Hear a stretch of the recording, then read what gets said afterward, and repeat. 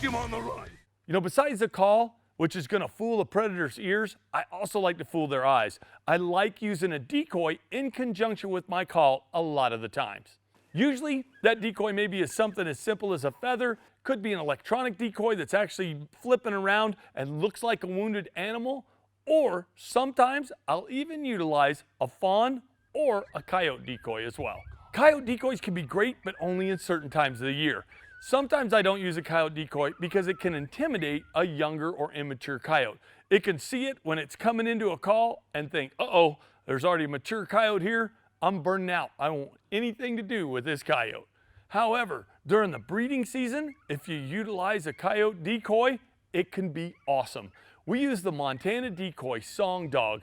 We set it up. Now this is an area that we'd called a lot, but coyotes were paired up. So we set up the Song Dog and I started the call. Almost immediately, I spotted a pair of coyotes. One peels off and starts coming in. You will see here that I am a much better shooter than I am cameraman. Not doing so great on running the camera. Usually me behind the gun, where I'm a lot more comfortable. The oldest Jeb does a great job of getting on this coyote. He's using my Rock River. He's got it set up on a death grip so he can spin easily. He gets on this coyote, and as soon as it stops, Jeb drops him in his tracks. What was neat is that was a prime example of a combination. Not only the call to fool the coyote's ears, but he had a visual attractant as well. It saw another coyote in its territory and decided to come and check it out.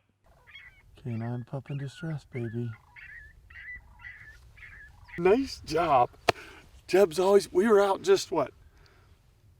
A couple weeks ago. Yep. We doubled on elk, had an awesome time, and we're working on predators this time of year.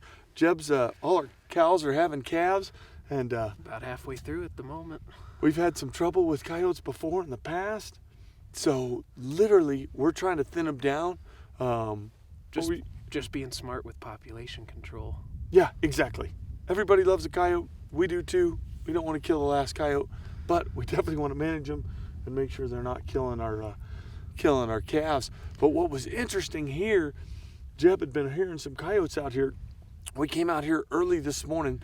We set up, but we're using a brand new, that's the Song Dog by Montana Decoy. That's a brand new Montana Decoy coyote decoy. And you could see it sitting out there, and the coyote saw it, and it was like, wow, wow, I like wow. the realistic tail on it. Yeah, the tail's cool. I think it adds to it a good bit. Yeah, that realistic tail looks awesome. And like Jeb says, it adds a lot. It really does. That realistic tail adds a lot. But you could see not only were there one, there was another coyote too. Jeb swung, dropped one. I mean, it spun a couple times down, just over 200 yards. And Jeb popped it.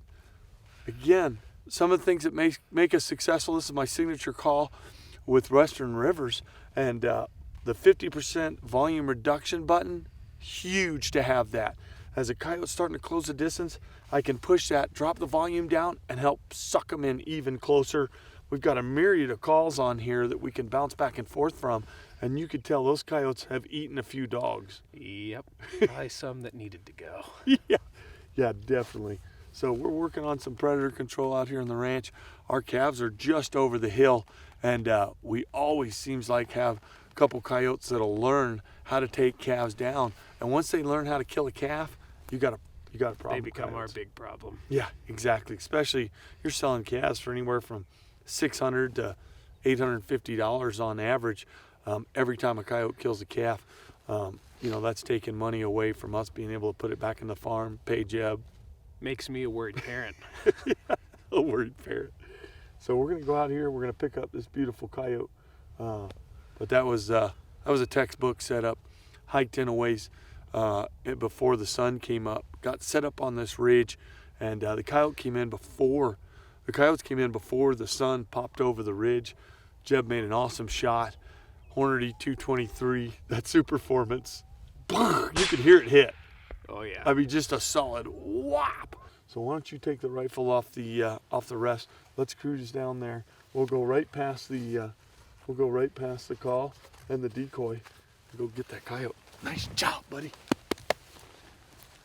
Well, it's the middle part of February, And a lot of people have a hard time calling dogs in this time of year. They're starting to kind of pair up and are a little more difficult to call in.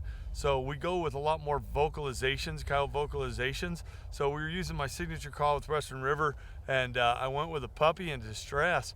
But to make it even more realistic, we set out the Montana Decoy with this real looking tail. And man, that coyote saw it and just came right in. Checked up for a minute. We were in the wide open. But the nice thing is we had that call, what, 60, 70 yards in front of us? Thereabouts, and that's the way you want it. That's exactly right. You want him just coming into the side, and he was coming at an angle trying to get downwind a little bit. Yep. Nice job, buddy. Guess who gets to skin a coyote? Not me.